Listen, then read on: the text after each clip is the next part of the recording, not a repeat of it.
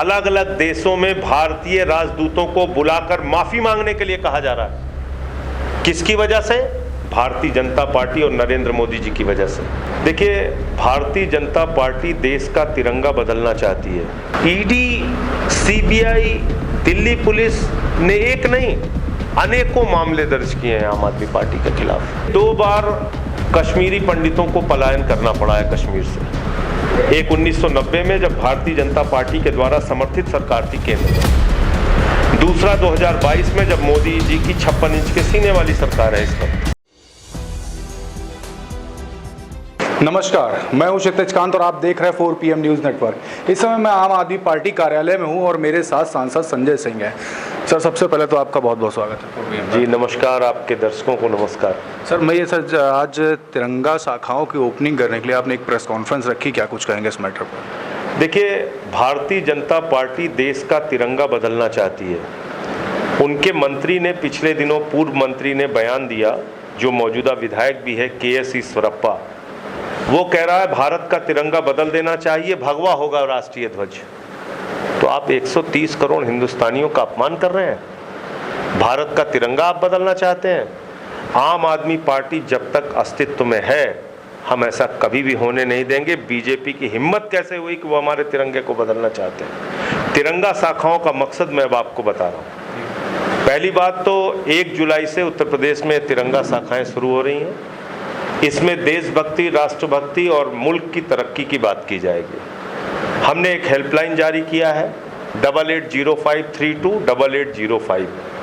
यही हमारा व्हाट्सएप का नंबर होगा और यही हमारा हेल्पलाइन नंबर होगा। इस पे कोई भी व्यक्ति कॉल करेगा, उसको उधर से रिप्लाई किया जाएगा और कैसे जुड़ना है ये बताया जाएगा।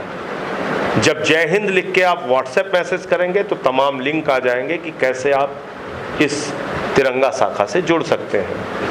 हमने अभी शुरुआत में संडे टू संडे यानी कि हर रविवार को ये तिरंगा शाखा 11 बजे आयोजित की जाएगी। अभी हमने ये तय किया है कि हम इसको सार्वजनिक स्थान पे नहीं करेंगे। लोग अपने घरों में आयोजन कर सकते हैं, अपने लॉन में आयोजन कर सकते हैं। तिरंगा सामने होगा, तिरंगे को नमन करके आयोजन की शुरुआत होगी। बाबा साहब डॉक्टर भीमराव अंबेडकर के द्वारा लिखे गए भारत के संविधान की प्रस्तावना इस शाखा की शुरुआत में पढ़ी जाएगी और भारत संविधान के मुताबिक चलेगा, किसी योगी मोदी के फरमान के मुताबिक नहीं चलेगा। इस बात का संकल्प भी लिया जाएगा। पहले चरण में हम अलग अलग महापुरुषों के बारे में चर्चा करेंगे। पहले चरण में हम बाबा साहब डॉक्टर भीमराव अंबेडकर के जीवन पर चर्चा करेंगे। उनसे जुड़ा हुआ एक 10 मिनट का वीडियो दिखाया जाएगा।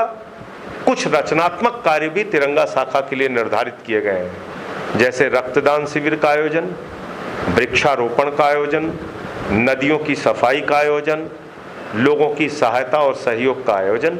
तो ये एक अभियान इस प्रकार का चलाया जा रहा है। अच्छा, इसके आगे अगर मैं बात करूं तो पहले सत्येंद्र जैन की गिरफ्तारी होती है और उसके बाद छापेमारी होती है, इस पर क्या कुछ कहेंगे? देखिए, ये एक बेबुनियाद फर्जी मनगढ़ंत केस है। 8 साल पुराना मामला है। 7 बार सत्येंद्र जैन जी को बुलाया गया, पूछताछ में कुछ नहीं निकला। जब उनको हिमाचल प्रदेश का इंचार्ज बनाया जाता है तब उनकी गिरफ्तारी कर ली जाती है।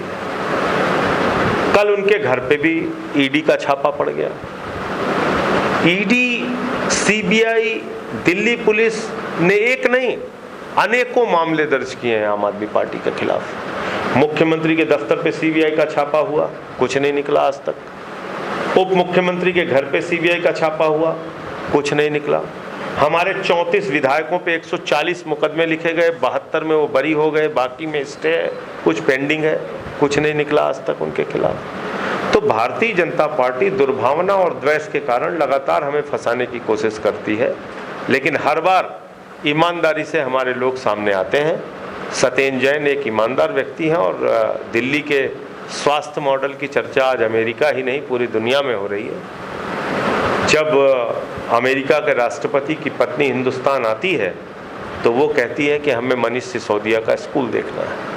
तो ये अपने आप में बहुत बड़ी बात है। इन्हीं चीज़ों से बौखला कर और नकली मुद्दों पे हिंदुस्तान की लोगों की चर्चा चले, जैसे कि कश्मीरी पंडितों की हत्या हो रही है। मुद्दा क्या बना हुआ है? सत्येंद्र जैन, आम आदमी पार्टी। कश्मीरी पंडितों की हत्या हो रही है, केंद्रीय मंत्री स्मृति ईरानी पीसी किस पे कर रही हैं? सत्येंद्र जैन, आम आदमी पार्टी। ईडी खुद लिख के दे रही हाई कोर्ट में कि सत्येंद्र जैन पे कोई एफआईआर नहीं है, कंप्लेंट नहीं है। तो क्या ईडी बिग बॉस का घर है? 10 दिन के लिए आपने बुला लिया एक मंत्री को, आओ बैठो मजाक करेंगे, गप मारेंगे, ये गप्पियों का अड्डा है ईडी। तो ये पूरा देश देख रहा है इस बात को। अच्छा, कश्मीरी पंडित के पलायन की बात की, लगातार इस पर बात उठ रही है, तो इसको लेकर के आपका क्या नज़रिया है, क्या कहना चाहते हैं इसमें? देखिए, 2 बार कश्मीरी पंडितों को पलायन करना पड़ा है कश्मीर से। एक 1990 में जब भारतीय जनता पार्टी के द्वारा समर्थित सरकार थी केंद्र में, दूसरा 2022 में जब मोदी जी की 56 इंच के सीने वाली सरकार है इस वक्त। इन दोनों मौकों पर कश्मीरी पंडितों को पलायन करना पड़ा, वहां उनकी नृशंस हत्याएं हुई। और कहा क्या गया था? नया कश्मीर बनेगा, नया कश्मीर बनेगा, इंडस्ट्रीज लगेंगी, जमीनें खरीदी जाएंगी, आपको नागरिकता मिल गई, 370 हट गया। क्या हुआ? क्या हुआ? आज कश्मीरी पंडितों को वहां से पलायन करना पड़ रहा है। पलायन मोदी जी और गृह मंत्री जी के लिए शर्म की बात है। फिल्म का प्रमोशन करते हैं आप लोग और कश्मीरी पंडितों की हत्याएं होती हैं, तो आप मजे से बैठे हुए कुंभकर्ण की नींद सो रहे हो। ये बात इस देश के लोग बर्दाश्त नहीं करेंगे। अच्छा, ग्राउंड ब्रेकिंग सेरेमनी के दिन की अगर मैं बात करूं, जिस समय प्रधानमंत्री कानपुर में होते उस समय तमाम वीडियोस वायरल होती, जिस समय ईंटें पत्थर चल रहे होते हैं। ऐसी घटनाओं को किस नज़रिए से आप देख रहे हैं? क्योंकि इसके तार जुड़े हुए किसी यहाँ के न्यूज़ चैनल से भी जुड़े हुए देखा जाता है राजधानी लखनऊ। हिंसा के लिए भारत में कोई स्थान नहीं है। हिंसा हमारा मार्ग नहीं है।